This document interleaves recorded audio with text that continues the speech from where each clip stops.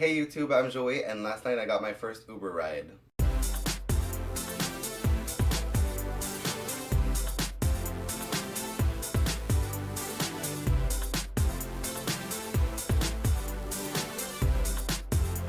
Okay, so all my friends have been telling me you need to get Uber.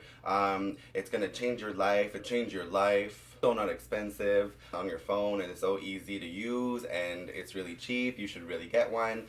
The problem for a while is that I didn't have a credit card because when I was younger and in my first apartment, I thought that my first credit card was free money.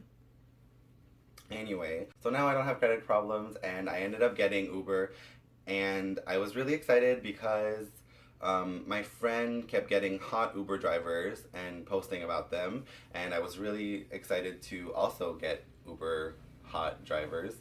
Last night, I finally decided to use my Uber. I'm at my cousin's place and I'm like, okay, I'm not gonna take public transit. It's raining, I can't wait to get home. So I finally log on and pin my location or whatever and order an Uber. And then I get really excited because I wanna see how hot my Uber driver is because I've been lied to this whole time. And obviously, my friends get hot Uber drivers and I get the founder of American Apparel, Dov Charney. My driver's photo looked like a mugshot and he looked like a rapist. He had those weird 70s glasses and he was half balding and had also a porn stash. It was just terrible. So already I'm freaking out and hyperventilating and I want to abort mission right away.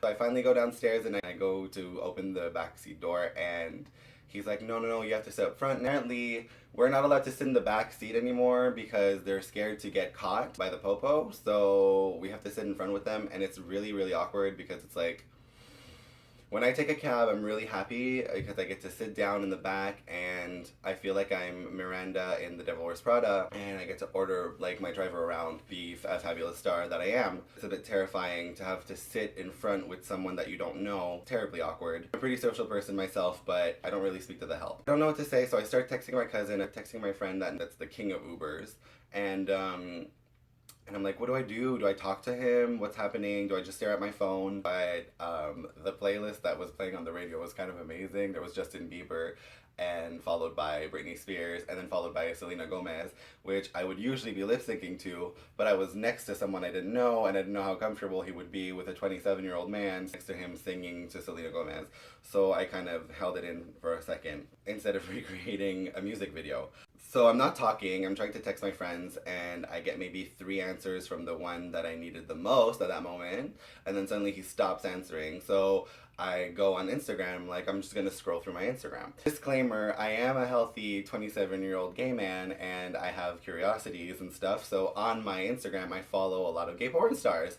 So because of the new Instagram algorithm, I was scrolling through my feed and there were a lot of hairy butts and a lot of man nipples. A lot of hairy butts and a lot of man nipples, and it was just awful because my driver clearly snuck a peek at what I was looking at and he got so nervous that he suddenly became very focused on the road, and it was like, calm down, this is Saint Laurent at like 12 at night on a Tuesday, so you don't really need to focus on the road.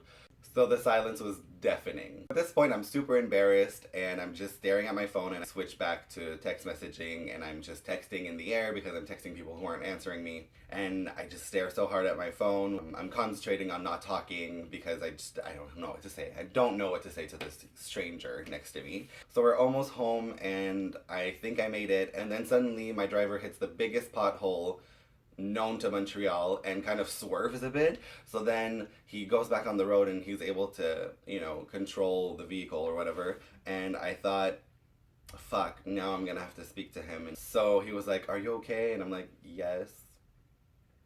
And then I went back to my phone. So I finally get home and it's like a really weird thing because you don't pay this guy anymore. It's like when you're in a cab, you can tip based on the quality of the service that he offered. And the thing that's weird is that you get to your destination and then you just say thank you and walk out. Do I have to like tuck and roll and leave?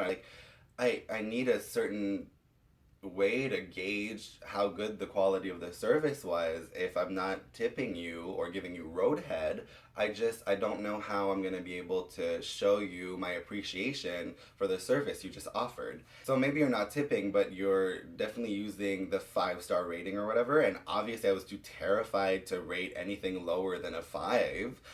This guy knows my address and has my phone number because of Uber. That's traumatizing. That's a bit scary when you think about it. So that was my first Uber experience. I don't know if I'm gonna ever do it by myself ever again. I think I prefer if there's multiple people so I can sit in the back and lip sync to my favorite divas.